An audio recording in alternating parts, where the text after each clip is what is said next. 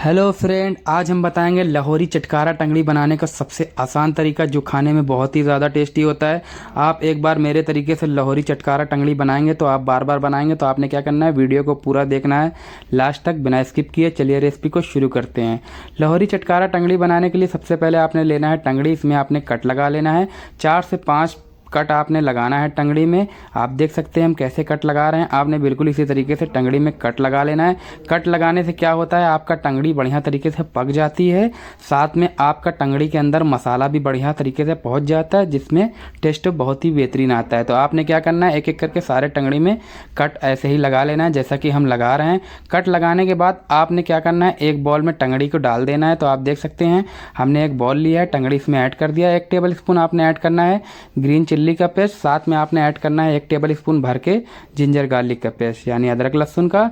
1 table spoon आपने इसमें add करना है हैंकट यानी दही। तो आपने दही इसमें ज़्यादा यूज़ नहीं करना है, 1 टेबल स्पून आपने ऐड करना है। साथ में आपने ऐड करना है 1 टेबल स्पून खड़ी धनिया, जिसको हमने कूट लिया था। कूट के आपने इसमें खड़ी धनिया डाल देना है। 1/2 टेबल स्पून आपने ऐड करना है चिल्ली फ्लेक, मिर्ची को आपने कूट के डाल देना है। साथ में 1/2 टेबल स्पून सॉल्ट डालना है। नमक टेस्ट के अकॉर्डिंग डालें। 1/2 टेबल स्पून आपने ऐड करना है चाट मसाला।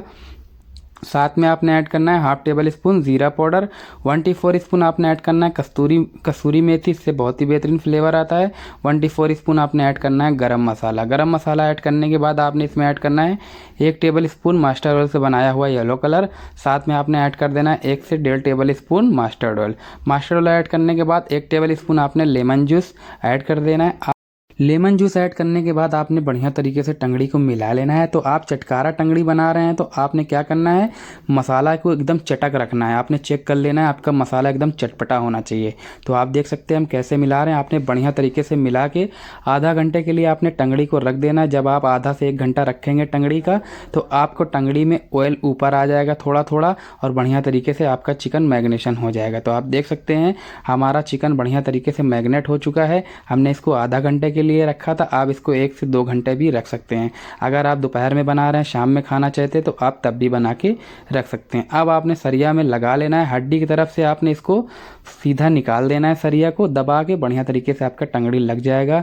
दूसरा तरीका जो है लगाने का, आप टंगड़ी को करके भी लगा सकते हैं, जिसमें हमने बहुत सी वीडियो में बताया है। तंदूरी टंगड़ी बनाया है तो हमने दूसरे तरीके से लगा के आपको बताया। ये दूसरा तरीका है।